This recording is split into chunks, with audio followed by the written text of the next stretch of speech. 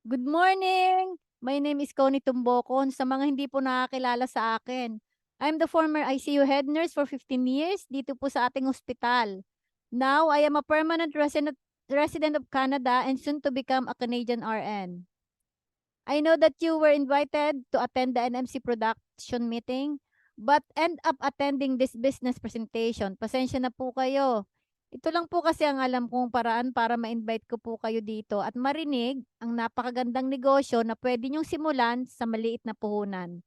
Kaya sana po ay buksan ninyo ang inyong puso at isipan at makinig sa paliwanag kung papaano po kayo pwedeng kumita, pandagdag sa araw-araw na gastos. At kung magugustuhan ninyo, ay pagtutulungan po natin na palaguin ang negosyong ito. Kaya hindi ko na po patatagalin. Papakilala ko na sa inyo ang taong nagpakita sa amin ng napakagandang negosyong ito.